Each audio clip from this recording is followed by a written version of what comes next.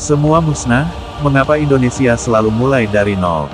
Oleh Christovita Wiloto, Chairman Strategik Indonesia.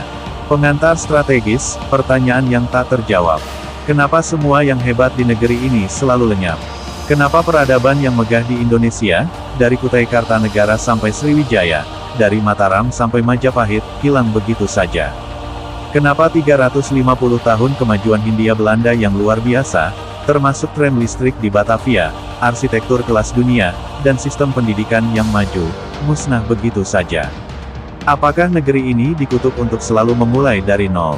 Saya menulis ini bukan dengan kemarahan, tapi dengan kedukaan strategis, karena negeri ini selalu kehilangan jejak emasnya sendiri. Bangunan musnah, jalan hilang, bahasa lenyap, budaya terkikis. Bahkan manusianya pun seperti dilenyapkan dari memori kolektif. Kerajaan Kutai, cahaya yang hilang dari tanah Kalimantan. Kerajaan Kutai Kartanegara adalah kerajaan Hindu tertua di Nusantara.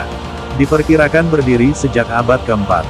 Mereka sudah mengenal sistem pemerintahan, hukum, dan budaya tulis. Tapi hari ini, hampir tak ada yang tersisa. Tak ada istana, tak ada jalan, tak ada sistem hukum. Hilang seperti embun di pagi hari.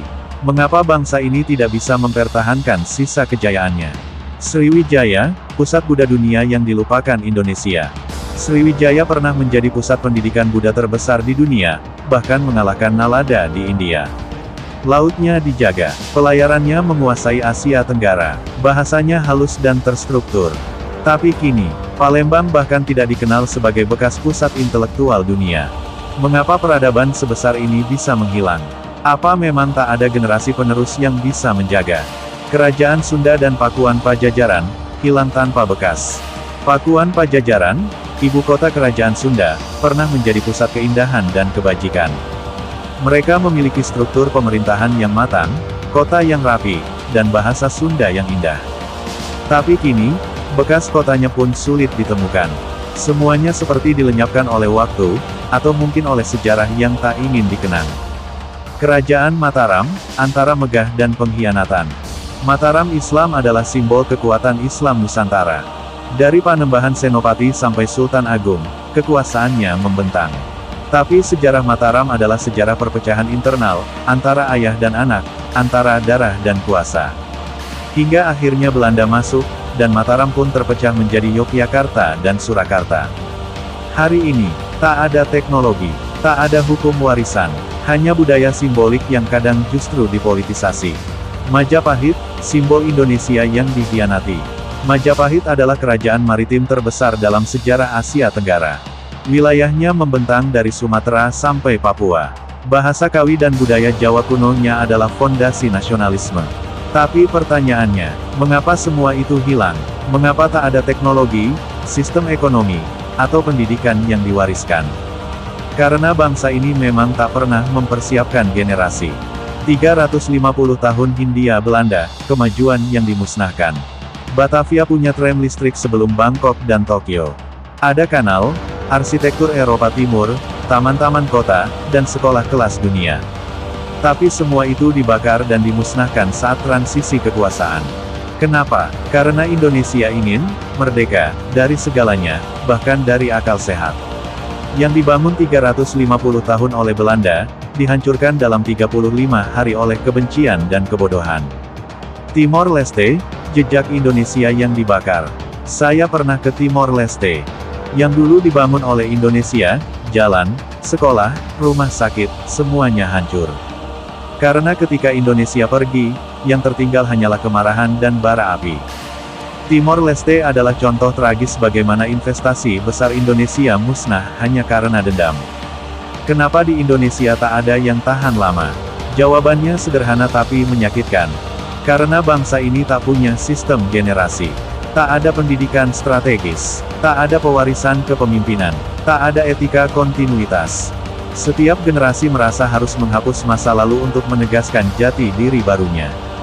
Kita selalu mulai dari nol, dan itu berbahaya. Siklus di negeri ini selalu begini. Kemajuan, konflik, hancur, mulai dari nol. Tak ada kesinambungan. Tak ada transfer teknologi. Tak ada pengarsipan data.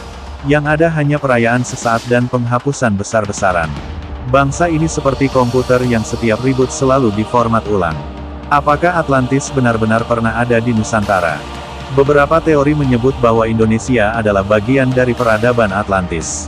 Bahwa kebudayaan purba yang sangat maju dalam teknologi dan spiritualitas pernah ada di bawah lautan kita.